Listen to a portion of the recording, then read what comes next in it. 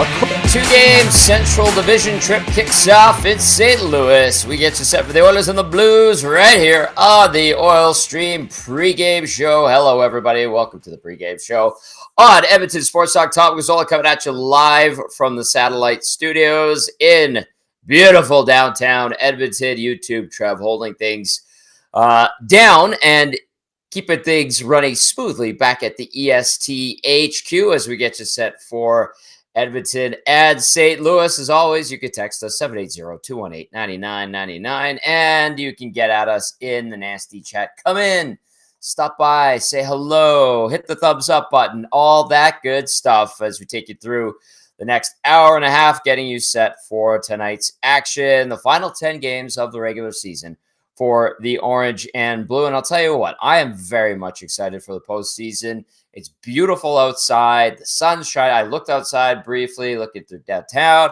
Didn't see a cloud out there. It was warm, sunny, people walking their dogs, having a good time. Playoff weather. That's what we were getting. We're getting playoff weather. Tomorrow's supposed to be 20 degrees and sunny. That's more like it. And so a couple weeks to go. And then we're talking about game one of the postseason. Who will the Oilers face? Will it be Vegas? Can LA make a late surge and get back into third place? Will the Oilers hang on to second place? Will they creep into first place? I don't know. We shall see. But they have 10 games to make some moves. And we'll see if Edmonton can find a way to get into top spot in the Pacific. I don't know. I don't think it will happen. But that is the question of the day. Do you think the Oilers will be able to make a little push to win the Pacific Division late in the season? Let us know your thoughts, 780-218-9999. And then, of course, via the nasty chat. Edmonton, 45-23-4. St. Louis, 39-31-4.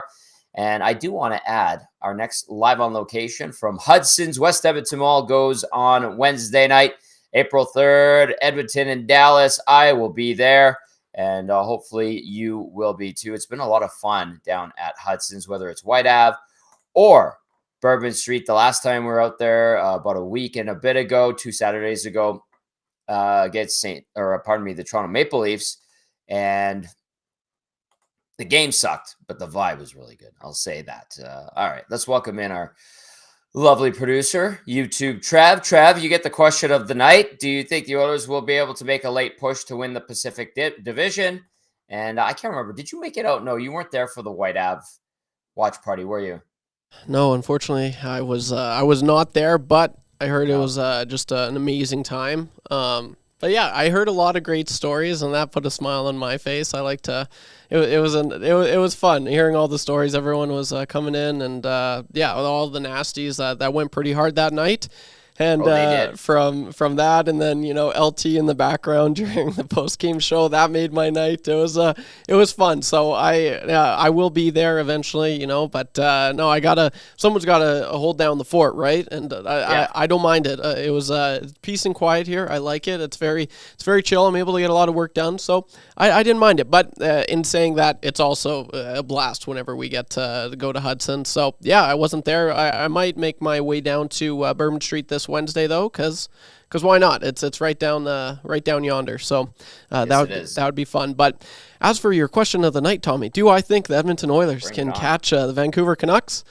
You know what?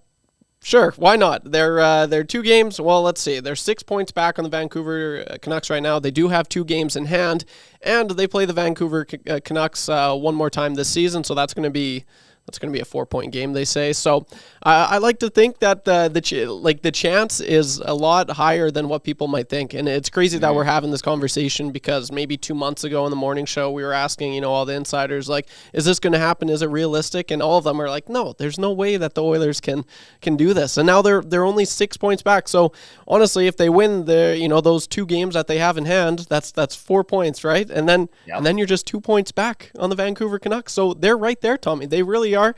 And you can't really bet against Connor McDavid. He's, especially right now, this time of the year, he's going to do, obviously the goal is, get to the playoffs and all that. But from just playing just solid here down the stretch, I think that's going to help. And yeah, I honestly, I think they're going to give a solid go at this. I really do, Tommy. So who knows? And I was just looking at it. The Oilers, the last time they won a division title, it's been like over 30 years or something like that. So way more, yeah. Yeah. I think it was in the 80s, 86, 87 is what I just looked at. So it would be cool. It definitely would be cool. I'm blown away they haven't done it in the McDavid era, because I feel like they were so close last year. They were like 1 point back on the Vegas Golden Knights. So to answer this question, I think they do it, Tommy. And how cool would that be from the start of the season? Just terrible, just one of the worst teams I've ever watched, to now to potentially, like, that's crazy that that's in the same sentence. It doesn't even make sense. So, but right. I like to think that the chances are high, and here's hoping they do. It'd be cool. All right, well, they have 10 games to make some hay. Edmonton, as of today, going into action against St. Louis, 94 points through 72 games. Vancouver just hit the century mark. 6-3-1 are the Canucks in their last 10. And like Trev mentioned, Edmonton does have 2 games in hand against the Canucks, or on the Canucks, and will face the Vancouver Canucks one more time. Vancouver mopped the floor with Edmonton earlier this season in their 3 prior meetings. So we'll see if Edmonton can make a late push. But what say you? 780-218-9999. You can text us. Question of the night: do you think the Oilers will be able to make a late push to win the Pacific Division? Luke Korak on the way from NHL.com, as well as Matt Kassian, our game analyst, who will be stopping by with Game Changers. Let's get to a few texts. I know Lou's almost ready to go here. Jonty in Victoria says, I love it. Sent a photo in as well. Says, Tommy, YTT, as I mentioned to the guys this morning, April 1 is the official opening of beach volleyball season in Victoria. And that ain't no April Fool's joke. Jonty in Victoria, a couple of minutes from the beach. I love it. John in St. Albert says, what the heck's going on with the Sportsnet Oilers channel? Says blackout. Sportsnet West says Oilers 7:30 after the Toronto game has finished. John of St. Albert, I will have to double check on that for you, but 7 o'clock our time is puck drop from St. Louis. All right. Hello, Taylor. Taylor says she likes Trev's beard growing back. That's adorable. Absolutely adorable. Trevor, are you actually growing back that beard, or what's going on? I've been a little lazy, so that's all that is. Okay. But playoffs is right around the corner, so I will be growing the good old beard come playoffs. I respect that very much. All right, he's ready to go at Enterprise Center in St. Louis. It is Lou Korak from NHL.com. You can also see his work on the Hockey News as well. All right, Lou, I know the last time we chatted, things didn't go so well for the Oilers in St. Louis. They got absolutely dummied. I was on location, Hudson's White Ave that night, and there were a lot of disappointed Oiler fans, and they're looking for a much different result. But I'll start with this, Lou. They get shut out, the Blues do, by the Sharks on Saturday. How devastating was that loss, and what does it do to their playoff hopes? Oh, I pretty much said that if the death wasn't in their loss a week ago today against the Vegas Golden Knights, which was a tough one for them, losing in overtime, they had to win that game and wind up losing a point in the standings. If that game wasn't the death, then that game on Saturday was pretty much the burial. I mean, it was inexcusable, embarrassing. I called it disgraceful. I wrote a column, and you can't lose that game. I mean, I'm sorry. It's the Sharks. Owen lost their 9 straight games, 0-8-1 in her last 9. This is a team that's minus 135 in goal differential, and you've lost to them twice now this year. But Yikes. Yet, this is the way this team is, though, Tom. I mean, they'll turn around, and I even said it in my column. I go, watch them turn around on Monday and beat Connor McDavid and company. That's just how the Blues are. They're hard to figure out, but it was crushing. It really was. I pretty much said that was the end of it for them. They had a chance to pull within 3 of the LA Kings. Think about that. All you have to do is beat San Jose, and you're within 3 points of a wild card. Now it's game on the rest of the way. To me, 3 and 5 is really ginormous. It really is. Lou, what was it on Saturday that led to their demise? Because you're going, from an outsider standpoint, I'm going, okay, they're just going to mop the floor with the Sharks. But devastating. You're talking about the burial. Like, what let them down? Were they just not ready? What was it? That's a great question, and it's one that's gone unanswered now for a couple days. To be honest with you, I thought they came out great. They were skating. They had great chances. San Jose was pretty much they were trying to play a track meet in that first period, and it fed into the Blues transition game. They didn't bury their chances. I mean, Tom, they honestly could have led that game 3 or 4-0 in the first period. You come out of it 0-0, and for whatever reason, I don't know. I don't know if it's just that mental fortitude that you have to have this time of year or what. It tells me that there was a lack of it, because they came out in the second period absolutely flat, didn't get their first shot on goal against that team until about the 13-14 minute mark, got outshot 12-3, and the Sharks are sitting there going, okay, if you guys aren't going to take this game, then we are, and they did. They went out and were opportunistic in their chances. You're up 3-0. Now you're chasing the game, and the Blues don't have the Connor McDavids and the Leon Draisaitl's that can chase a game down with 20 minutes to go and win a hockey game. They just don't. And I mean, they made a push in the third period. You know, if you look at the stat sheet, they had 21 shots, but I was talking to a counterpart, another writer from San Jose, and I said, you know what, to be honest with you, I think Mackenzie Blackwood, all he did was lose his logo in that third period, because a lot of those scoring chances and shots were right in his chest. Jeez. Luke Korak joining us now from St. Louis as we get you set for Edmonton at St. Louis. Late start in the Central Division, or Central Time Zone, I should say. Do we know why, Lou, that we're getting a 8 o'clock start in St. Louis? Because I'm going, hey, 6 o'clock on Saturday, or on Saturday. I'm thinking 6 o'clock when we get to Monday, nice and early one for us because they're in the Central Time Zone, and here we are talking about an 8 o'clock time out your way and 7 o'clock our way, and I'm like, this is weird. We don't, trust me, we don't like it here either with an 8 o'clock puck drop, but the game is on nationally. It's on Hulu and ESPN Plus tonight, so it's a nationally televised game, and there's your answer in pretty simple terms. All right, I'll throw this one at you. This Blues team, because that game in February was where the Oilers got beat pretty badly by the Blues. It just seemed like St. Louis starting to ramp it up a little bit. If I said St. Louis is a bit of a Jekyll and Hyde team this year, would that be appropriate? Well, that's exactly who they are. I mean, I went over the numbers, Tom, to be honest with you, and think of it this way.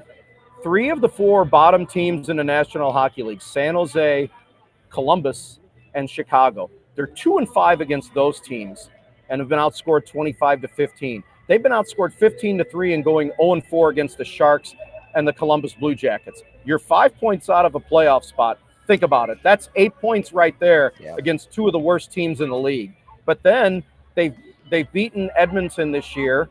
They've beaten Carolina this year. They went into Boston, where it's a hard place to win. They went in there and won 5-1. This is just who this team is. I think they understand they've beaten the Vancouver Canucks twice this year. They understand the magnitude of their opponent, and they feel and they understand that if they don't come out and play with a sense of purpose and a sense of urgency, these good teams are just going to come in here and they're going to clean their clocks, so they come ready to play. But it's just been their lack of awareness, lack of intensity, lack of urgency against those teams at the bottom of the league that has them where they are right now. And it's been the $1 million question all year long. Lou, there's been a transition, upheaval, whatever you want to describe it as in St. Louis. There certainly was behind the bench in Edmonton early this year when the Oilers fell to 2-9-1. How do you look at the future of this team, the franchise going forward? Are we going to see veterans moved out? Are we going to see some guys stick with the program and have faith in this team being able to rebuild on the fly? What's your sense of that going into next year if they can't pull out a miracle and find us a way into the wild card spot? Well, there's going to be change, Tom, but to be honest with you, major change, I really don't know, because you still have a number of contracts that guys that have full no trade clauses in their contracts for next year. Now, the year after, that does change. A lot of those guys, especially on their blue lines, guys like Torrey Krug, Justin Falk, who's playing in his 900th game, by the way, here tonight. Colton Parayko, which he's had a fantastic year. Nick Leddy. Those are their 4 main guys on their blue line. Those guys have full no trade clauses through next year. So you already saw what happened last year when they tried to move Torrey Krug. Yep. By his own right, he nixed the trade to Philadelphia that would have brought Travis Sanheim here. So I think you're going to run into that problem once again next year. But now there are going to be parts that are going to move out. And we're talking probably guys that are in their bottom 6, guys that are some of their fringe players. They're going to be able to move out some contracts. They're going to have some salary to play with. And obviously with the number that's going to go up, they're probably going to have roughly in the $15 to $20 million neighborhood to play with in order to try to bring in some veterans here. But as far as making any major changes, I just don't see that happening for at least another year. A tough year for St. Louis, and we'll see how things play out. I want to ask you, this is kind of a positive one, and I know I've asked you before about Jake Neighbors, but where's this kid going? What kind of story is he becoming? How much is he being appreciated by the Blues faithful? Well, I'll tell you this. If you would have sat here with me on back on October 10th or whenever the season started, and somebody would have told you Jake Neighbors would be tied for the team lead in goals, would you have believed him? Probably not. Yeah, he even says that himself. I mean, but what a great story it is. He's been one of the revelations of their young guys, tied with Pavel Buchnevich for goals with 26. You've got Alexei Toropchenko, who's getting elevated into the top 6 here tonight. Those are 2 of the guys that I think of their young up-and-comers that have really blossomed, that have really grasped what their role is. I think what's really been impressive about him is the fact that he's embraced that net front presence role that a lot of guys just simply don't want because of the sacrifice you have to make in order to play that game. He's not only embraced it, he's thrived in it, and fans just absolutely love him here. It's been a great story so far. And it's a testament to him. He's not the biggest guy, Lou, but he is scrappy. He's a scrappy guy. He fights for his ice, and I think that's why Oil Kings fans really appreciated him here as a member of Edmonton's junior team. All right, Luke Korak joining us now as we get you set for the Oilers and the Blues. You can text us 780-218-9999 and get into the nasty chat if you're watching on YouTube as you make your way home from work on this lovely Monday. Nice and warm. It's actually all the snow's gone, Lou. All the snow's gone here in Edmonton. We got a dumping last week. Not a lot of snow in the past year, but it feels like playoff weather around here, which is kind of nice. So, I'll give you one. I'll give you one here. They're calling for they've been calling for tornado warnings here this evening. So, yeah, that's serious. Yeah, tornado warnings going on right now. So they're telling us to kind of stay parked in our seats right now. Yeah, we're up in the press box at the top of the building. Great place to be. Hey, you know what? In Oklahoma City, when I was there during the lockout season, they did the sirens every Saturday at noon, and underneath the arena was the shelter, and there was a tornado that ripped through, a bad one, during a game, and everybody had to go, whoever was in the stands had to go underneath, and that's crazy. It's no joke. So I've experienced it, and so I hope everyone there is safe. Okay. Well, welcome to the Midwest. Yeah, exactly. All right, Lou, in terms of this game, is it as simple as saying, well, the Blues got beat pretty bad by San Jose on Saturday. Edmonton's rattled off 3 in a row. They handled things against the Ducks pretty easily on Saturday for themselves that afternoon. This is going to be all St. Louis with this bounce-back Jekyll and Hyde type of team you're talking about, or what do you anticipate on the ice tonight? Well, again, when I talked to you the last time the Oilers were in here, and actually the score wound up being a score line that I thought Edmonton would have won the game by if it would have come to that conclusion. But I just think this is a game that the Blues are going to have to dumb down because I don't think you want to trade scoring chances with this team. If you do, I think you're going to get run out of the rink. You really. Oh, we lost Lou there. We lost Lou. Trev, we're going to get him back. We'll get him back. There he is. Lou's coming back. We got you, Lou. We got you. The way McDavid's going right now with 7-game point streak, a multi-point streak going on, the way Draisaitl is going, they seem like they have it rolling on all cylinders right now. And I think the Blues coming in understand that you're gonna have to keep it a low-scoring game if you're going to try to win this game here tonight. You're going to have to play hard. You're going to have to play physical. You're going to have to make ice tough for these explosive, skilled guys that the Oilers have if you're going to win this hockey game here tonight, or otherwise Edmonton's going to win their 4th straight. I'll ask you this too. Edmonton seems to have a tough time on Binnington. He can be a great goalie. I know his antics kind of take the headlines from time to time. I laugh. I think it's a little bit silly, but at the same time, like, what happened to the guy that led this team to a Stanley Cup championship? What is Jordan Binnington, Lou? How would you describe this guy? Because like his high performance, like he's right up there with some of the best when he gets on. But then there's times where it looks like he's more interested in trying to get into a fight or do something dumb. What is Jordan Binnington at this point? He's been on his best behavior this year, to be honest with you. And I'm telling you, I think he's had a fantastic year here.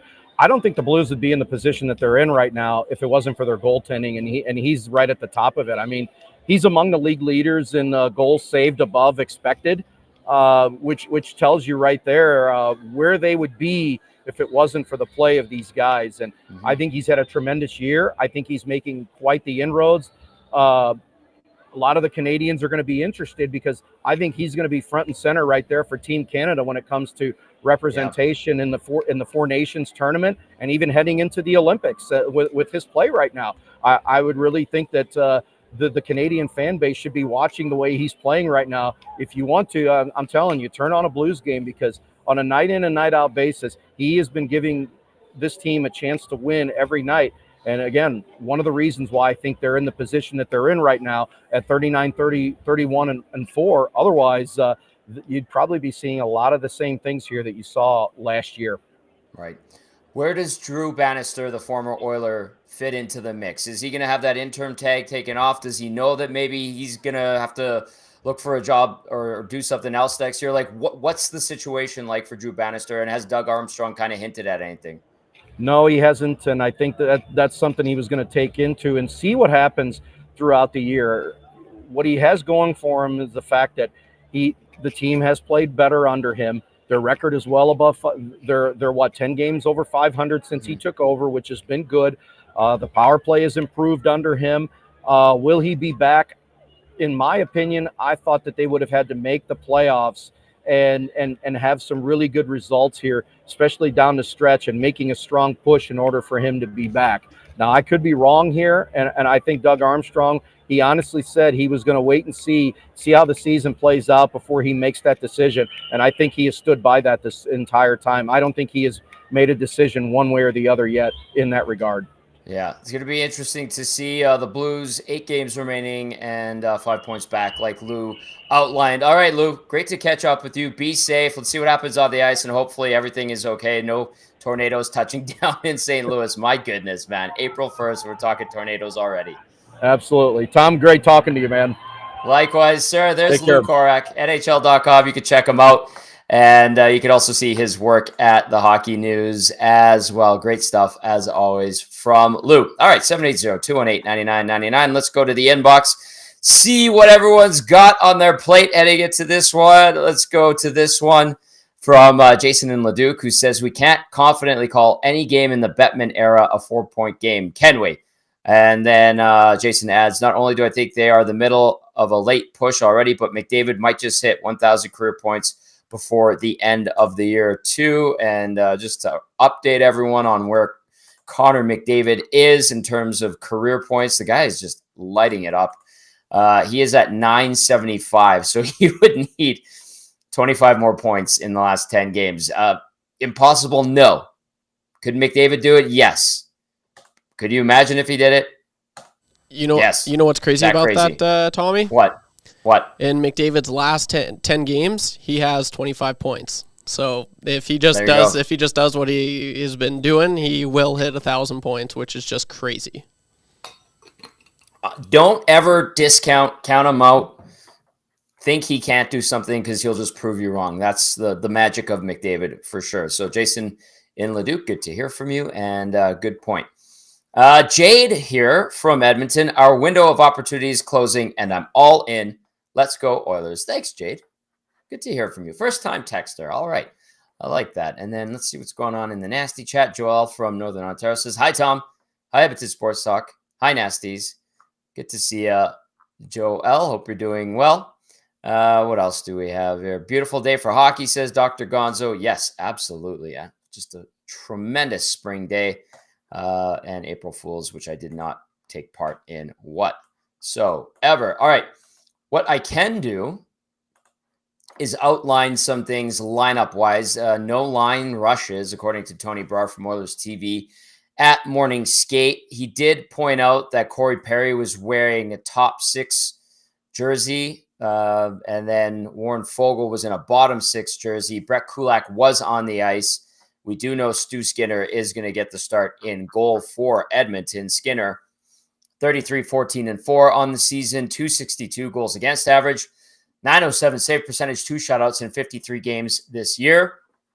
Skinner versus the Blues, a 2-1-1 record, 265 GAA with a 917 save percentage in 4 games versus St. Louis. And then at the other end of the rink, you heard Lou Korak talking about him, 30-year-old Jordan Binnington, 26, 19, and 4, 283 goals against average, 912 save percentage, 3 shutouts in 52 games this season. Binnington versus Edmonton, pretty good record, pretty good numbers too. 5-2-1 with a 288 GAA, 900 save percentage, 1 shutout in 9 appearances versus Edmonton. I can give you St. Louis's lineup because they did have a morning skate where they did do line rushes. So it was Robert Thomas between Brendan Saad and Jake Neighbors, Pavel Buchnevich with Alexei Toropchenko and Jordan Kyrou, Braden Shen centering Kevin Hayes and Kasperi Kapanen, and then you had Zachary Dean between Sammy Blais and Nathan Walker. On defense, Nick Leddy paired up with Colton Parayko, Torrey Krug with Justin Falk, and then Marco Scandella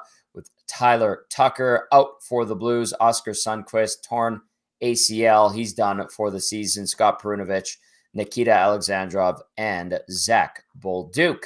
When the Oilers hit the ice for warm-up, we will get you up to speed on that lineup. In the meantime, I think we're going to go inside the Oilers locker room. Let's go to Chris Noblock. Trev, what do you say? I like that idea a lot, Tommy. Here is Chris Noblock. CC and Kulak are available to you tonight?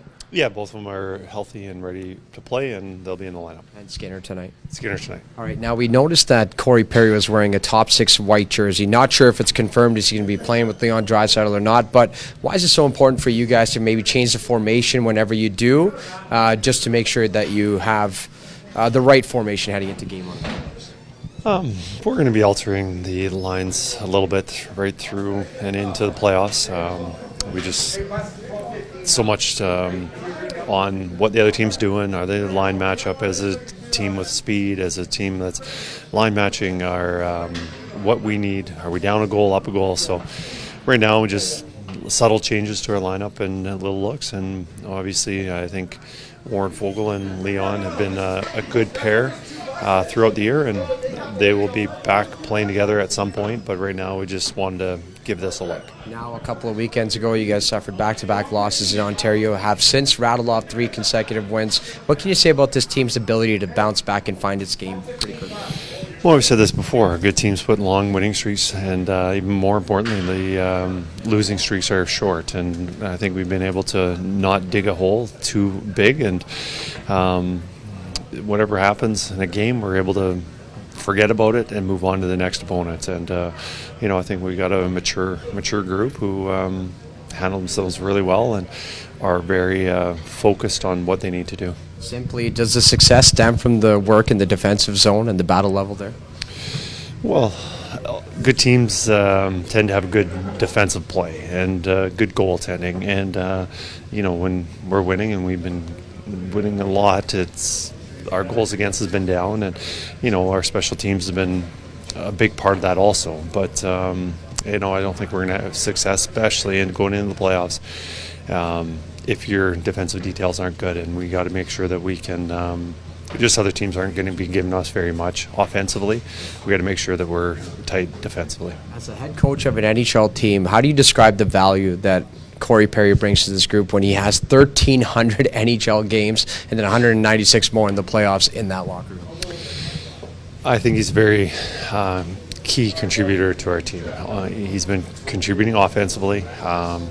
Even not getting on the score sheet, but he's usually around the net, and where there's a point shot that goes in that he doesn't get an assist for, there's a lot of key plays for that. But last 2 games, and just hit 1,300 games, and back-to-back games he's had these key block shots in the defensive zone, and here's a guy that's played as long as he has and known for his offensive ability, but he's also contributing defensively also.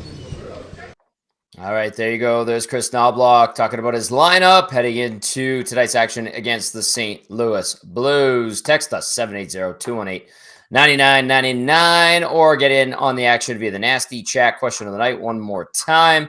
Do you think the Oilers will be able to make a late push to win the Pacific Division? 6 points back of the Vancouver Canucks going into action tonight.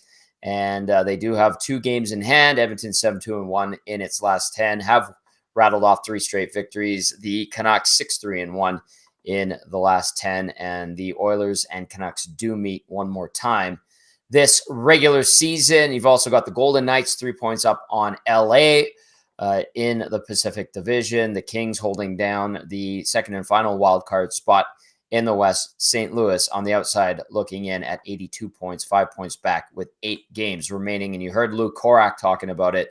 That was a burial on Saturday when the Blues lost 4-0 to the San Jose Sharks. Unacceptable performance from the Blues, who are looking to bounce back. Let's go into the inbox. Big Uke texting in says, as much as I think the Blues are done after that horrendous loss to the Sharks, I doubt they have the same mindset. Oil have to be prepared for a hungry team, and we need to have a good first 10 to stymie any hope they have. And then Big Uke also adds the fact that it's even a legitimate conversation after the way this year started. I'm going to ride with McDavid and company to make it very interesting on the 13th. And Big Uke throws in a happy game day. Happy game day to you as well, Big Uke. Good to hear from you. Always appreciate it. 780-218-9999. 8 games around the National Hockey League today. Let's get you up to speed on what's going on so far. Bunch of games already through a couple of periods. This one in Columbus in the second. No score between the Jackets and the Avalanche. The Penguins lead the Rangers 2-0 at MSG after 1. In the second, Philly and the Islanders tied at 2. Also in the second period, just getting underway, Detroit has made it 1-0 over Tampa. And then through 1, you've got the Leafs up 2 on Florida. Later on tonight, we're going to see Winnipeg hosting the LA Kings. San Jose gets the Seattle Kraken, the Sharks, who beat the Blues on Saturday. The final nail in the coffin, perhaps? We'll see. 780-218-9999. Coach Mike getting in on the action says, hoping the boys can make it 4 in a row. Is the Oilers magic number 1 if they win tonight? Coach Mike, yes, they have to win. And then tomorrow there would have to be, I can't remember who would have to lose, but we could be talking about an Oilers team that has clinched a postseason berth by tomorrow. Awanik was talking about it earlier on the Hangout today. Matt Kassian on his way shortly. For game changers, let's go back inside the Oilers locker room. Trev, what do you think? Who we're going to hear from? Cory Perry? Yeah, I got Cory Perry lined up. Let's hear from him. The lines, but you came out wearing a top 6 white jersey, presumably on a line with Leon Draisaitl. When you're playing with a guy like number 29, what do you kind of have to most look out for? Get out of the way. Let him do his thing. I mean, I played a few games with him now, and if that's the way it stays for tonight, then that's the way it stays. But it's a good challenge, a good opportunity. Has a Leon Draisaitl backhand caught you off guard yet? Oh, they're just normal passes now. It's like everybody using their forehand. I mean, the guy, it's pretty incredible what he can do on his backhand. All right, as a team, you guys have rattled off 3 consecutive victories. What can you say about this team's ability to bounce back? Of course, you guys are coming off a tough weekend in Ontario, but now have 3 straight. Yeah, we went home and we did some good things, and now we back on the road, and now we got to find our road game. We got to put that 60 minutes that we had at home, put it together on the road, and go from there. Why are you guys finding so much success right now? What are you guys doing as a team that's allowing you guys to win every battle in all 3 zones right now? Well, yeah, I mean, that's the biggest thing is winning battles, playing above the puck, and I think we're giving up some chances, but we're trying to keep those numbers down as much as possible. What do you say about the play of Stuart Skinner? I mean, he leads the NHL in wins since November 24th. As a new teammate of his, what are some of your primary takeaways? Well, he's just so calm. It's just his personality. He's a great guy off the ice, and when he's in the net, he's in there, he's battling, he's working hard, and at the end of the day, normally it's on the good side. I mean, 1,300 games for you. How do you kind of reflect on that kind of milestone? That's an incredible feat. Yeah, it's a lot. I was saying my parents were in town for the 2 games, and it's a lot of pregame meals, a lot of naps, and but I still feel like I got lots more to give and lots more hockey left in me. Does being in the playoff push ever get old? No, this is why we play the game. You want to play in the playoffs and have that chance at the big thing at the end, and you got to give yourself a chance, and that's what we're trying to do. A quick little question on Justin Falk on the other team, of course, a player that you're familiar with. 900th NHL game. What's he brought to this game and to the teams that he's played for over the course of 900 games? Yeah, he's been a great player for this in this league, and he's done a lot of good things. And he's a guy that he's going to move the puck and try to get by and skate up the ice. But at the end of the day, he's been tremendous for them. All right, there's Cory Perry, who just skated in his 1,300th National Hockey League game, and a really nice ovation from everybody at Rogers Place on Saturday afternoon. And I said it. It's crazy to think he's been a good Oiler for all those years. He drove Oilers fans absolutely berserk. And I think the best response I saw was someone saying, I've really enjoyed Cory Perry for 26 of those 1,000 games, talking about all the games he's played as a member of the Oilers. So he's fit in very well, contributing to this team this season, making that bottom 6 better. Maybe tonight in the top 6, we'll see once the teams hit the ice for warm-up. Speaking of rosters and transactions, the Bakersfield Condors with a couple of moves today. They added Connor Unger, the goaltender, and Marc Lajoie, the Oil King, to their roster on ATOs, and then Ryan Fanti was reassigned to the Fort Wayne Comets of the ECHL. So good to see Marc Lajoie, who had a really, really good season with the Oil Kings, son of Serge Lajoie, assistant coach of the Oil Kings, have a monster year and is rewarded with a look in the pro ranks with the Bakersfield Condors. All right. Let's get Kassian when he's ready to go. He's fixing things, I see. He thumbs up. There it is. Our game analyst, former NHLer, Matt Kassian, joining us now. What's up, Cass? How are you, pal? How was your Easter long weekend? I'm good. Easter long weekend was great. I did a rib roast on the old smoker for the day, and it turned out very nice. I know Dustin Nielsen thought it just looked burnt because he doesn't understand what bark is on anything that you smoke, but that's okay. We're working on him. So he'll understand. Made a little queso too. We did some family stuff on Sunday as well. So nice little queso. And you know what, Tommy, it was a very, very good family time. So yeah, it was a good weekend. How was your weekend, Tom? Very good. I had a lot of fun. Pagnotta is that guy has a lot of energy, man. And then actually Belzy came out, Gager stuck around, DVD came out, Jerry Motajon came out. Like, we had a lot of fun on Saturday. And then yesterday was just a day with family, which was really nice. So I got to see my parents and my brother and my grandma and my aunt. So it was nice. It was nice. Busy, but here we are. Back to work, back to the grind as we get set for the final 10 games of the season. Matt Kassian joining us now, our game analyst for Game Changers, brought to you as always by Damon Bunting Remax Elite. Damon Bunting, consistent top producing realtor in Greater Edmonton and among Western Canadian Remax realtors. He and his team would love to help you find that right home or make the move from your current home. Community driven. He understands what it takes to make a difference in our city. Check him out, DamonBunting.com. Or visit his Instagram at Damon Bunting Real Estate. Number 1 tonight, Cass. Kulak back. Yeah, back in the lineup. Didn't play a lot on the weekend. Leaves the game.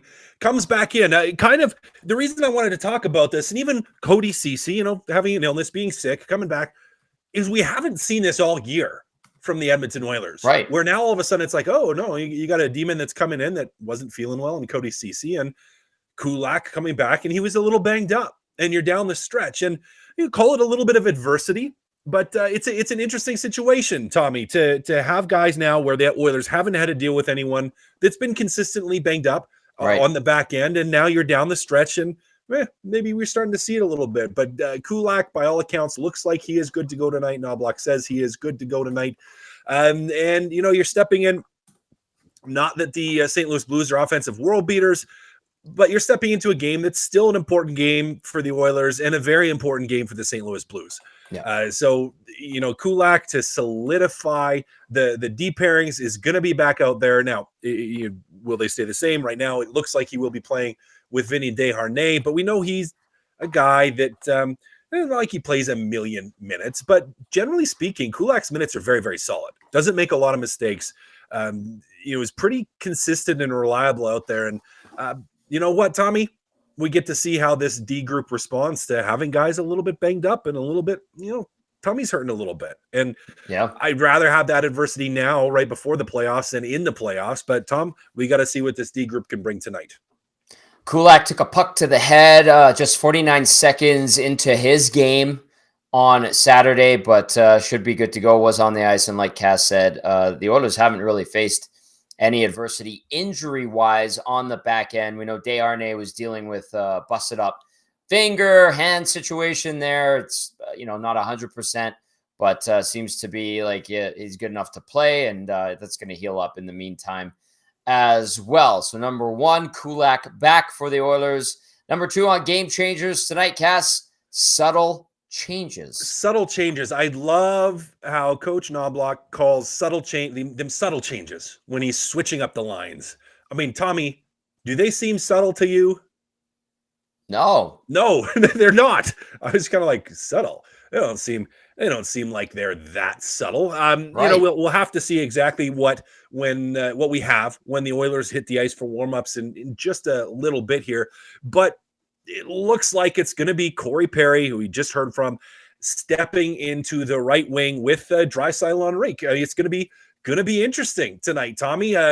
Now I've liked some of this stuff, some of the shifts, some of the gamesmanship that the Kane McLeod Perry line has had together. But you're trying to go with a little bit of a different look. Now, maybe the thought playing against the St. Louis Blues is that having Perry with Henrique and Draisaitl maybe just gives them a little bit of grease edge. Not that Fogle doesn't play a straight up and down game. He does, but Perry he's Cory Perry. He does Cory Perry things. And I think you're looking at this matchups, and Noblock talked about that a little bit, but you're looking at the different matchups. You're looking at the teams and what they can throw at you. And then maybe you're looking at that first line, either the Robert Thomas line or the Buchnevich line, or maybe you're saying, well, we might end up playing against the Braden Shen line here with Draisaitl, and we're going to try to get maybe just a little bit more nasty in that top six. So it's an interesting little bit of a switch. They're continuing to try to get Evander Kane going here offensively, and they want to see that momentum build. Has it been building enough? Maybe. Not really. I don't know if Warren Fogle helps, but I think more than anything, you're looking at Draisaitl and saying, okay, we've got a decent pair that we like in Henrique and Draisaitl. Let's throw Cory Perry in there, bring a guy that's going to buzz around the net a little bit more, create a little bit more chaos, and see what we have, see how this group works. Again, you're kind of tinkering, and part of it isn't just the blender for the sake of the blender. I get the thing for the matchups. It is also just to see what combinations and groups work in the playoffs. People get hurt. Sometimes people can't go. Maybe, you're just another line is playing your line and you just can't seem to get anything done. So you need to switch something up. We're going to get a little bit of a look, it looks like, of Cory Perry in that second line, Tommy, and it could have a factor on this game. I'm trying to understand the method to Chris Knobloch's madness. And, he doesn't make a big deal out of it. He always seems to switch something up game to game, essentially. As a player, Cass, would you be frustrated that you always had new line mates, essentially game to game, or is it something you wouldn't really care about? Would this be something that guys talk about in the room, or is it a non-factor? No, it's a factor. Guys don't like switching too much. Like you like having some comfortability with players. But what most NHL coaches do, and I think you see Noblock do it, and he kind of alluded to this a little bit, is they kind of work in pairs. Mm-hmm. They kind of work in pairs where it's like they usually have two guys that play together, and then they'll rotate and roll somebody else through that other spot. So, most frequently, if we're looking at it on the Oilers' top line, is typically like a McDavid Hyman. Like they usually play together. Right. They played together a lot this year, not the entirety of the season, but they have played together quite frequently. And then I think actually Foegele, Draisaitl have played together quite a lot. Now, for a pretty significant period of time, it was Kane, Draisaitl, but that dried up. And so they moved on from that. Right now, then you're looking at that, Perry moving up and Foegele moving down, and you're saying, okay, well, now maybe they like Kane and McLeod together as a pairing, and they're trying to find something else in there.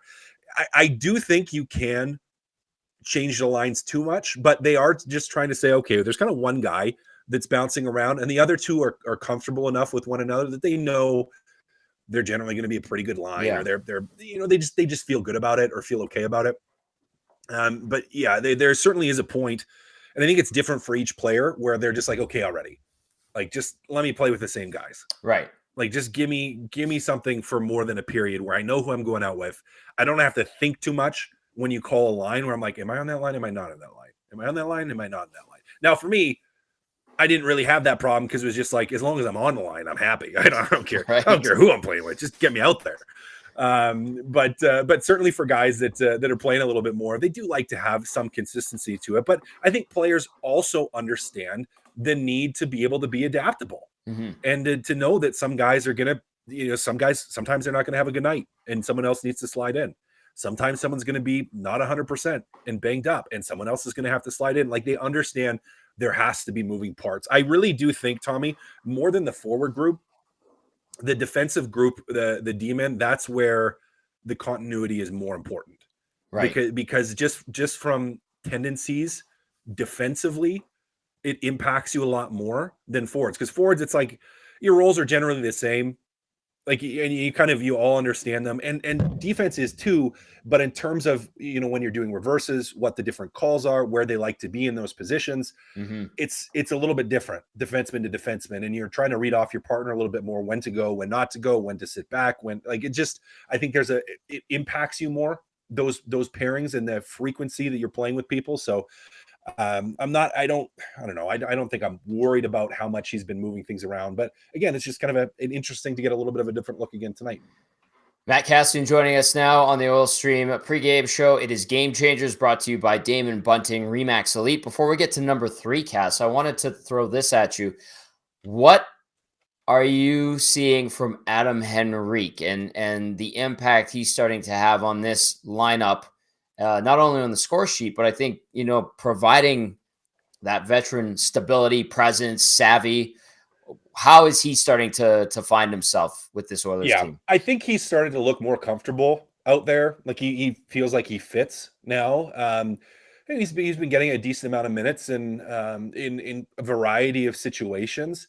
And right now he's playing in a top 6 winger spot, which is one of the reasons he traded for him. Now he has the ability to drop down and play that third line center position. Again, also a reason they traded for him. Also a reason he was one of the, in my opinion, bigger splashes at the trade deadline. Reason he was at the top of the trade bait, or near to the top of the trade bait board, was he has the ability to put in points. He has the ability to score goals. And, he started to produce a little bit for the Oilers. Now, has he been absolutely otherworldly? Well, I mean, no. Do I think he's been steadily improving his game and settling in a little bit? I certainly think so. Like he's looked more like Adam Henrique and less like a player that's kind of trying to figure out where I slide in. What is my role exactly going to be on this new team? How much am I actually going to play? What's it going to be like to play with McDavid or Draisaitl, or drive my own line? Am I going to have to do that? Like, you're kind of you're dealing with all these unknowns. And I think now he's starting to have some of those questions answered. And I think, Tommy, he's just going to continue to be a valuable influence in that room. Now, we don't get to see that. Right. We don't get to see that. But he is a veteran guy that's been around, and I think that bodes well, even heading into the playoffs. Having chatted with him just a couple of times, one time for a couple of minutes, and then the other one just an introduction. he seems like a pretty good guy. Like you know how some guys you could tell like this guy doesn't really give two craps, doesn't want to talk to anybody, doesn't want to engage.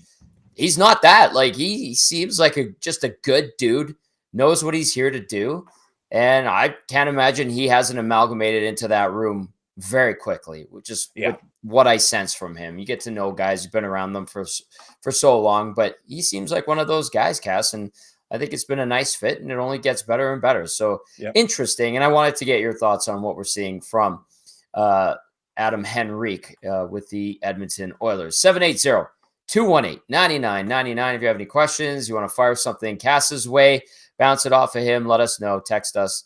And then, as always, if you're watching, you can get into the nasty chat. This text comes in. It says, as a fan, Noblock constant changing of the lines lately is driving me nuts, but he is the coach and I'm just a guy on the couch, so I'll defer to him. Cass,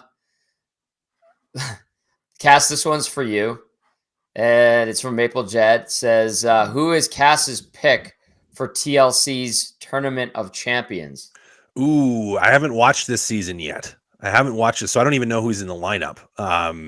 It is a good show. I've liked that show. It's a good show. I get some ideas from that show. So I don't have an answer for you because I have to take a peek. I mean, let me just see. I'll pull up the Tommy, you read another text and I'm going to pull up the bracket. Okay, I can do that. 780-218-9999.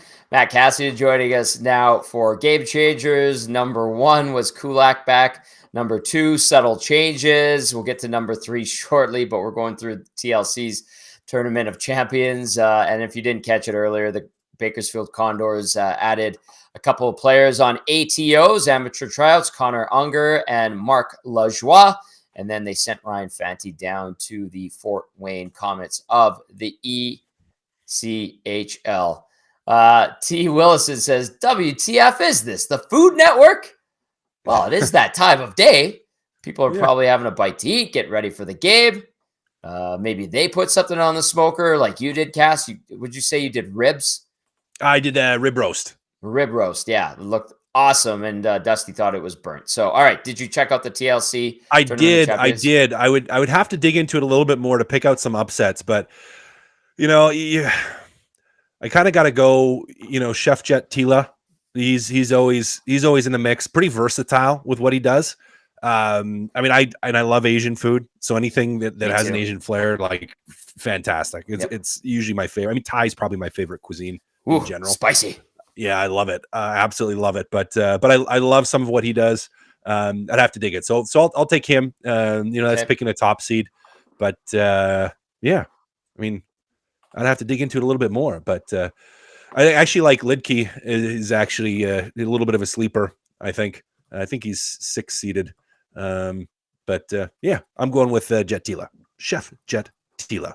There we go. I like it. Maple Jet. Sorry, I didn't mean to derail the show. It's all good. We've got time.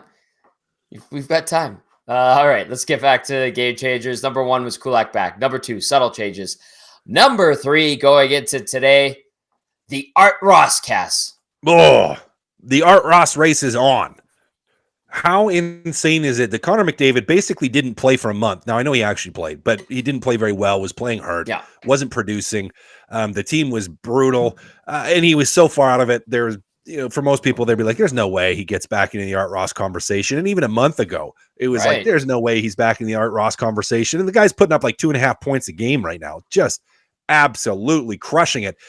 We do have the Avalanche in action tonight. We have the Tampa Bay Lightning in action tonight. I didn't take a peek to see if the scores changed. When I last checked, neither of those two, in Nathan McKinnon or Nikita Kucherov, have a point yet. But hey, Connor McDavid is on an absolute tear. Yeah. And, where we haven't seen him necessarily be a shooter at times, I wonder if he's a little bit more going to take it into his own hands at times, or, it is possible that he looks to the defer to try to just keep crushing out assists. But regardless of how he tries to do it, I think Connor McDavid will get the Art Ross. I think he's going to do it, Tommy. He has been playing at too high a pace. He's been playing too well. And really his play has driven, as it should, the Edmonton Oilers to the success they've had recently. He's he's the best player in the world. And Tommy, the Art Ross race, it's not like it matters for the playoffs, but it does matter a little bit for bragging rights. And, Sure. we want to see it shoved in the face of Toronto always, them first, then maybe Calgary, then everyone else, that we have the top scoring player in the league. So for Connor McDavid, Tommy, another big night on his mission to get back out front again. I know he held it also briefly, or was tied, and then tied also briefly before Kucherov and McKinnon passed him. But Tommy, another chance tonight for Connor McDavid to take the lead or to catch up in the Art Ross conversation. And it's exciting. It's exciting. It is. It's really exciting to see what he's done the last month or two. McDavid, 125 points, 10 games to go. Kucherov, as of right now, he does not have a point yet tonight. Tampa tied at 1 with Detroit in Tampa. He's at 126. And then McKinnon leading the charge at 127. The Jackets are ahead of the Avs 1-0 with 6 minutes left in the second period. So by the end of the night, maybe, Cass, if he keeps going on this 2.5 point a game click, we could be talking about McDavid in top spot again. Jason and Leduc texted in earlier in the show, and he said that we might even see McDavid hit 1,000 points, Cass.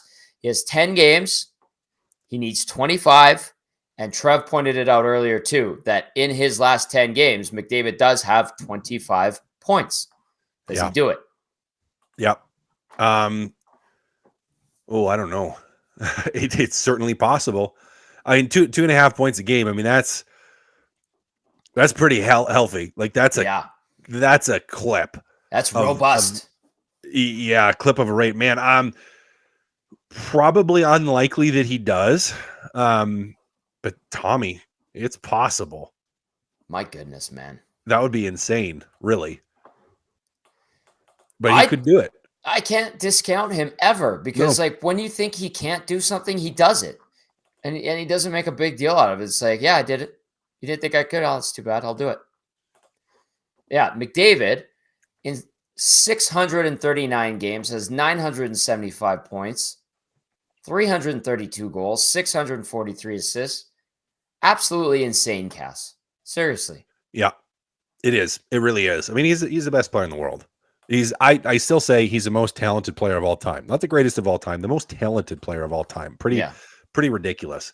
Pretty ridiculous. 780-218-9999. Tom Gazzola, Matt Kassian, YouTube Trev with you, getting you set for the Oilers and the Blues. Game number 73 for the Orange and Blue, kicking off a brief 2-game Central Division road trip. They'll be in Dallas on Wednesday. We will have our Hudson's live on location, West Edmonton Mall, Bourbon Street on Wednesday. Come by, see me. I'll have a fresh set of GCs to give away. And it should be a good time. The crew at Hudson's Bourbon Street, always fantastic. And looking forward to getting back down there. Cass, I have to float the question of the day to you. Do you think the Oilers will be able to make a late push to win the Pacific Division? 6 points back of the Canucks, 2 games in hand, and they do face Vancouver one more time in these final 10 games. What do you think? Yeah. I mean, it all hinges on that Vancouver game, doesn't it? I would think. Yeah, probably will. Probably will. It's still going to be tough.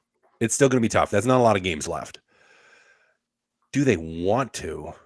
That's another question. Well, as of today, just for those that are like, well, what is it looking like for the wild card spot? If Edmonton were to clinch first in the Pacific, they're not going to get first in the West. That would get them a date with what? Nashville? Yep. Good luck.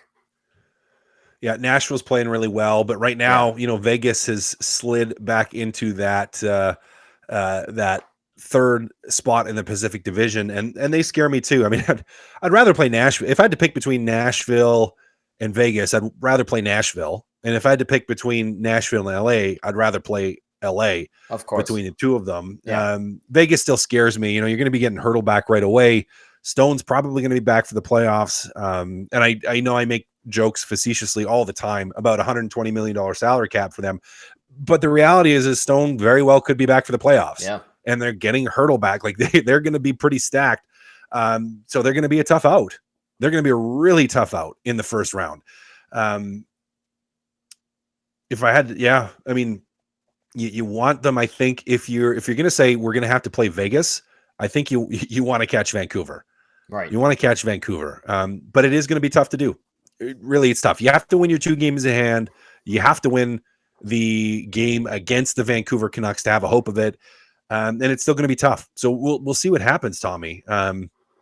It's going to be interesting. I mean, I think we know very unlikely, extremely unlikely at this point that St. Louis catches the Los Angeles Kings. So we kind of know who's going to be in the playoffs, but there's still some jostling that's going to happen here down the stretch. Yeah. Well, here's a thought. I want to bounce it off of you. It came to me when Belzy and I were on location Saturday at local for Hello Hockey. And he said, look at Nashville's lineup. And he says, they have that top line with Nyquist, O'Reilly, and Forsberg. And then after that, like line 2, 3, and 4 is basically 2 third lines and a 4th line. So if you shut down that top line of O'Reilly and his Swedish merrymen, I think Belzy used that term, then I think you're laughing, because the defense that the Preds have, although Roman Josi has been brilliant, Josi is going to play like 27 minutes a night in the playoffs. Yeah, exactly. Like, they're not a defense that should really scare you outside of Josi. And then Saros has also been really, really good. But there seems to be a blueprint to beat Nashville if you were to face them, despite how well they've been playing lately. Is that a fair statement? I think so. They have been. The scary thing is the momentum, because they have been playing so well. But when you do look up and down their lineup and you go, okay, we're going to play these guys for up to a 7-game series, they look a lot less threatening than the Vegas Golden Knights when all of a sudden you throw a Stone and you throw a Hurdle into the mix like that. Yeah. That Vegas forward, I mean, their defense is really solid, and then you throw that forward group into it, and you're just like, oh man, like you have 3 lines to shut down, not 1 line to shut down. Gets a lot more, I don't know, dicey isn't the right word, just a lot more challenging looking at the Vegas Golden Knights than the Nashville Predators. Cass, it's going to be interesting. It's going to be a lot of fun. The next 10 games, anything on the schedule, 3 back-to-backs in these last 10 games. You go Friday, Saturday, this weekend with travel from Colorado or from Edmonton to Calgary. So very minimal, obviously, but you're on the road for the first part of the week. Then you get 3 days off after that Calgary game. You take on the Golden Knights at home. You get Arizona Friday night, then Vancouver Saturday night at home. Wrap up the homestand and home schedule Monday the 15th against San Jose. Then you go back-to-back Arizona and Colorado on the 17th and 18th to close out the season. It's hectic. Yeah, that's a lot. I mean, you look at that. That's, what is that? 4 games in 6 days. Starting with you have that 3-day break. Then it's 4 games in 6 days. 6 games in 9 days. I think it ends up being. There's there 1, 2, 3 math. 1, 2, 3. Yeah, 6 games in 9 days. Had to count.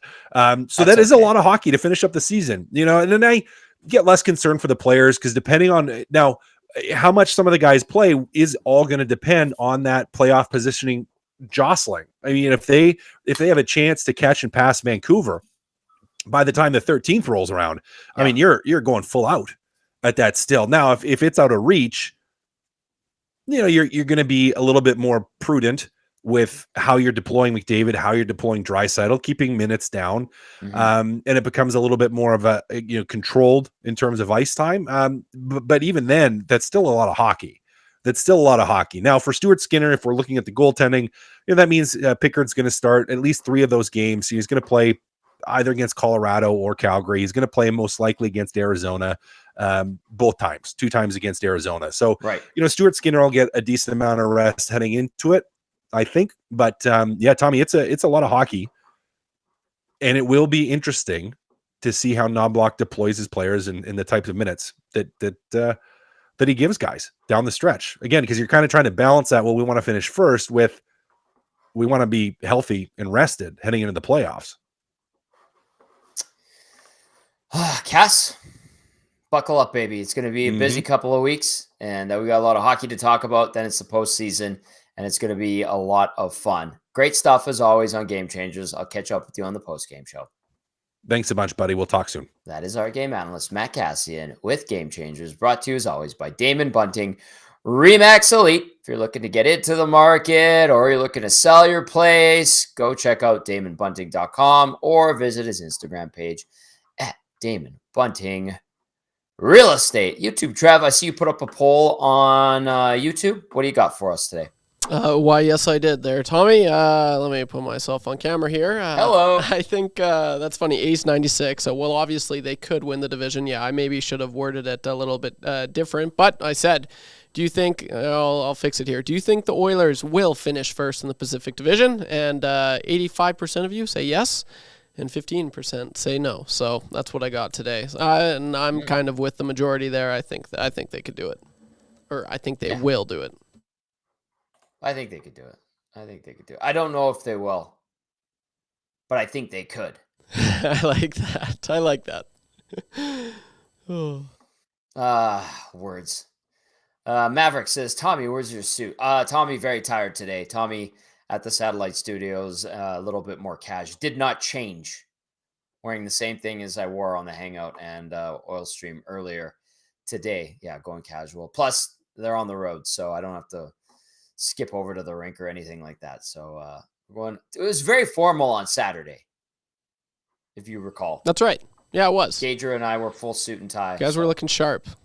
It was looking good. When I was at the Oilers game on Thursday against the Kings in the Sportsnet Lounge, I was able to. I looked. I was like, "Hey, there's Tommy." You didn't see me, but I was like, "I see him. That's my buddy." So that was kind of cool.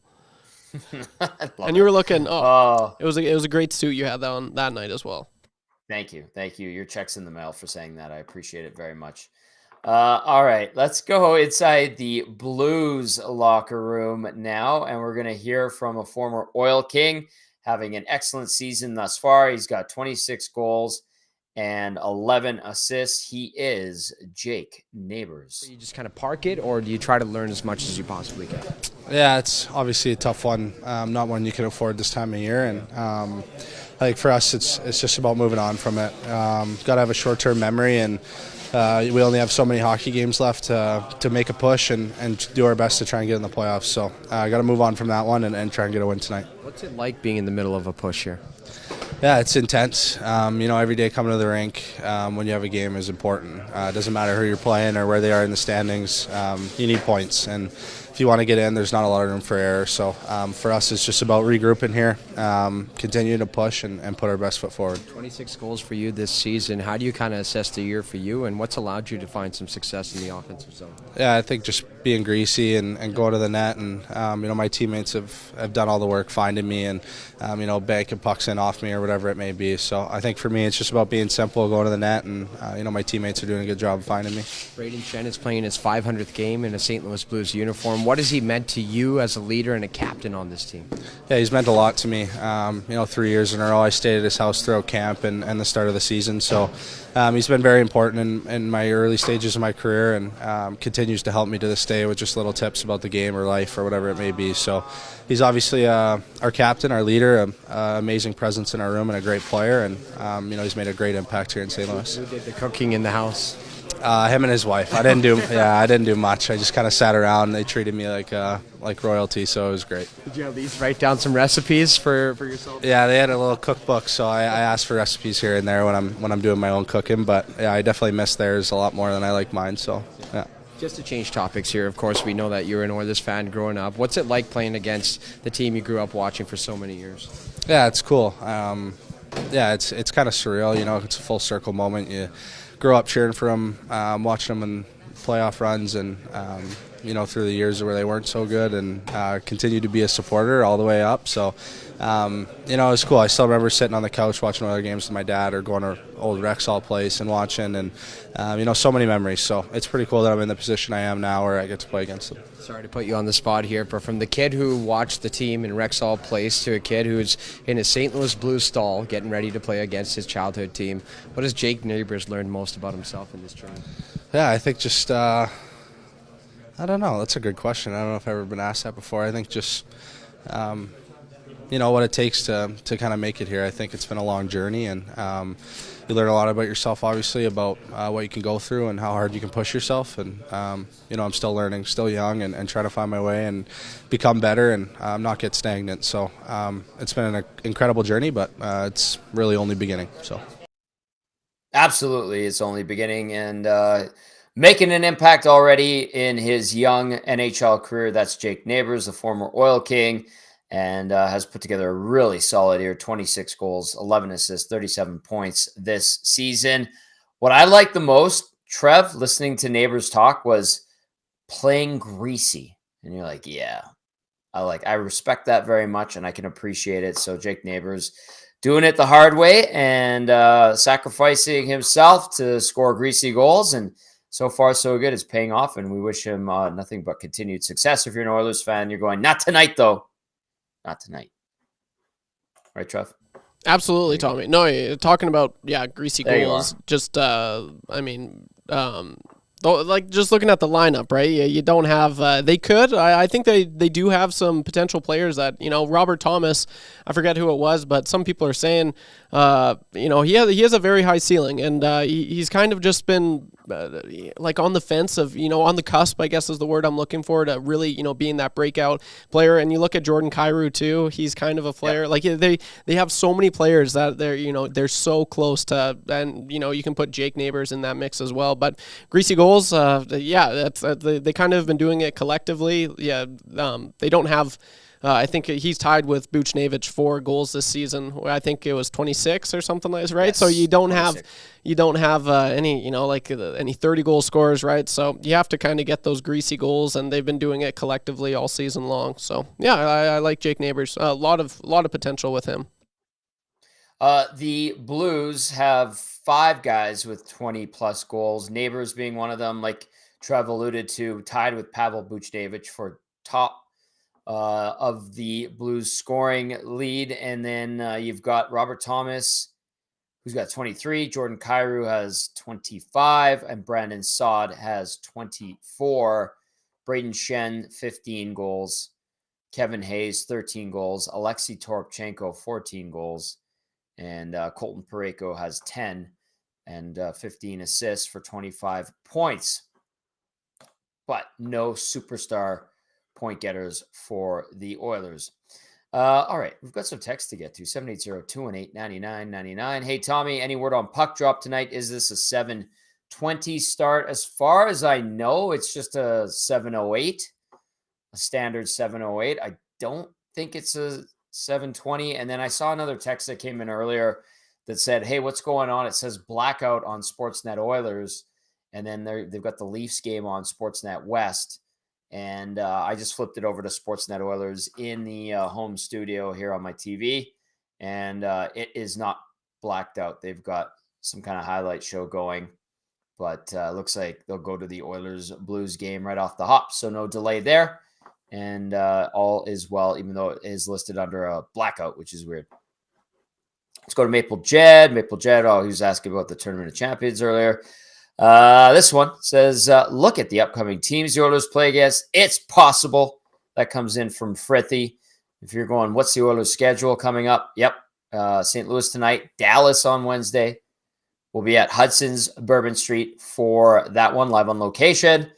Colorado on Friday here at home. That will be a great game. Let's see if the Oilers can bounce back after that loss in OT to the Avs a couple weeks ago.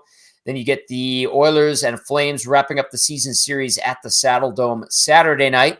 3 days off between games for the Oilers before they take on the Vegas Golden Knights next Wednesday. And then they go Friday, Saturday, back-to-back games at home. Arizona on the 12th, Vancouver on the 13th. They wrap up their home schedule Monday the 15th against the San Jose Sharks. And then they are off to Arizona on the 17th, and then finish up the season against the Avalanche on the 18th. So you look at the schedule and you go, all right, you should beat the Flames. Should beat Arizona twice. That's 3 wins. Should beat San Jose. That's 4 wins. Can beat St. Louis. Can beat Dallas.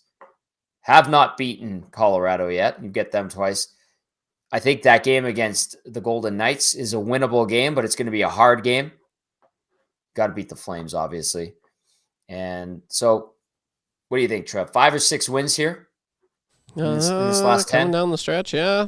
I think 6. 6 for sure. I think 6. I think that's I don't know, like the last few games I've been pretty happy with, especially like the Kings game and I mean the Ducks game. It's the Ducks, but like I was able just to sit back and just kind of chill. I was not once was I like, oh, like this is crazy. And even during the Kings game, I was like, as far as scoring chances go, and we talked about it, the Kings like they kind of sit back, right? They just do. Yeah. So like I wasn't. So that's kind of why that I guess you could say I was not really stressed during that game. But yeah, I think going into this game tonight though, the Blues coming off of just a terrible performance against the Sharks, you're not going to be getting that. I'd be very surprised. I don't think there's still a glimmer of hope for them. It is small, but yeah, you're going to be getting their best performance, I imagine, tonight. And then they are playing some steep competition, but in the middle of that, you're also playing the Coyotes and Sharks. So those are easy games. I do think maybe 6-7. I might be hopeful, but just from what I've been seeing, Tommy, they've been playing really good lately. For a solid 60, we've been talking about that for a long time, how we haven't been seeing the Oilers put together a solid 60, and I think in the last 2 games was some of their best 60-minute performances, maybe in a month or so, right? So it's good to see, and it's a perfect time of year to start working together as a group, as a team, and it's the best hockey hopefully is now, and it should be, right? You're getting ready for the playoffs. Everyone's got to be getting up for these games, so I like that a lot, Tommy. I'm going to go with 7 games. 7 wins. 7-2-1 in their last 10. Yeah. And a similar type schedule. Some really good teams in there. Some easier teams. And that's kind of what they have left too in these last 10. 7's fair, I think. And they've been playing really well. They're on pace for another 50-win season, which is absolutely tremendous. And they could clinch with a win tonight. And then I can't remember what team has to lose. It's a scenario where by tomorrow we could be talking about Edmonton having an X by its name. I want to get to some nasty chats here, some popping in right now. We were talking about the blackouts, and Joel says Sportsnet West is always blacked out in Ontario. We can't get it no matter what we do, so Joel has to get a little creative. If Joel is in need of a way to watch the game, I think some fellow nasties could help her out. That would be great. Fish Tank adds, when will they learn that blackouts are not profitable? Why not get more viewership to get more advertising? I don't know, Fish Tank, why networks do what they do. Having worked for one recently, that doesn't seem to be in the business of wanting to do broadcasting very much or to the same level as it did before. No idea. That's why we were shut down at 1260, and here we are now. All right. What do I have? I saw a text that I wanted to get into as well. John of St. Albert says, Tom, what are your thoughts on Oilers 2024 playoff ticket prices? John of St. Albert, I'll tell you what, they are super expensive. I do have a chart that I want to look up. I'm not at all surprised that the prices are up. I think the 12% increase year over year. You can get into the first round. Face value of upper bowl, like let's call it the worst seat in the house, quote unquote, is at $97. And by the 4th round, which would be the Stanley Cup final, you're looking at $294 for that same seat. I have a friend that his tickets right now are $482 for round 1. And then by the time he gets to the Cup final, each seat is $1,329. I'm not at all surprised. They know that people are going to buy them. They fully count on it, and they're not the only organization and franchise that does it. They're going to make a lot of money, Trev, on playoff tickets. It's brutal, man. I still haven't gone to a playoff game, and they're awesome. I imagine so. Like I remember the first time the Oilers made it to the playoffs since I had been watching them. I was like, oh, I'm really, should I go? Should I not go? And I ended up not going, but I was like, there's always next year. And then next year ended up being 3 years. And then last year I was like, I don't know. I was just, I was working every single night. So it hasn't quite worked out, but I mean, those ticket prices isn't really making it any easier for fans. But I mean, at the end of the day, you said it, Tommy, like the tickets are going to climb. People are still going to, pay those prices. It doesn't really, it hasn't gotten to that point, and I don't know if it ever will, because us Canadians, we love our hockey. So yeah, it's just, but it's ludicrous. Like I don't know. I don't know how you do that. It's business, man. It's business. All right, let's get to some lines for you from Enterprise Center in St. Louis for the Oilers tonight. McDavid between Nugent Hopkins and Hyman. Draisaitl centering Henrique and Perry. You've got McLeod between Kane and Fogle. Carrick between Janmark and Brown. On defense, Ekholm with Bouchard. Nurse paired up with Ceci. Kulak with Desharnais. Good to see Brett Kulak. Good to go. Stu Skinner is your starter for the Edmonton Oilers. Skinner 33, 14, and 4. 262 goals against average. 907 save percentage. 2 shutouts in 53 games this season. So if these last 10 games, he probably plays, 6 of them, I would guess. And then you give the 4 starts or 3 starts. So 6 or 7 for Skinner. He gets in around 60 games. I think we anticipated somewhere around 60 for Skinner. Not bad. Decent workload this season. And Pickard would get a few more as well. He's been good. And keep in mind, we saw Jack Campbell for 5 games earlier in the year. Skinner versus the Blues, a 2-1-1 record, 265 goals against average, 917 save percentage, 4 games versus St. Louis over the course of his young career. And at the other end of the rink, we're going to see 30-year-old Jordan Binnington, 26, 19, and 4 is Binnington's record, 283 goals against average, 912 save percentage, 3 shutouts in 52 games this year. Binnington versus Edmonton, a 5-2-1 record, 288 goals against average, 900 save percentage, 1 shutout in 9 appearances versus the Oil. The Blues lines for this one, Robert Thomas between Brandon Saad and Jake Neighbors, Pavel Buchnevich with Alexei Toropchenko and Jordan Kyrou on his flanks, Brayden Schenn between Kevin Hayes and Kasperi Kapanen, and then Zachary Dean centering Sammy Blais and Nathan Walker. On defense for St. Louis, Nick Leddy paired up with Colton Parayko, Torrey Krug with Justin Falk, Marco Scandella with Tyler Tucker. Out for St. Louis, Oscar Sundqvist, IR, torn ACL, Scott Perunovich, Nikita Alexandrov, and Zach Bolduc. Trev, any final thoughts from you? Well, Tommy, I'm looking forward to tonight's game. It's going to be a little different. It's going to be quiet in here, but that's okay. I think they just got to weather the storm. I can't imagine St. Louis Blues are going to start this game, how they did against the Sharks. So, I think the Oilers got to weather the storm right off I feel like there's going to be a lot of fight from the Blues. So just dimmering their confidence, weathering the storm, and then they bring it. That's how I'm kind of expecting this game to go. I think it's going to be a close game.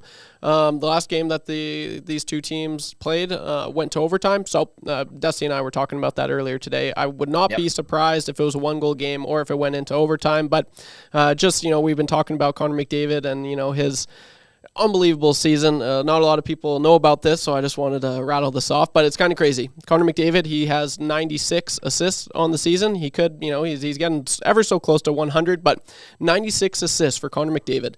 Leon Draisaitl, one of the best players in the world, he has 98 points. So just to put in perspective how unreal of a season Connor McDavid is putting together.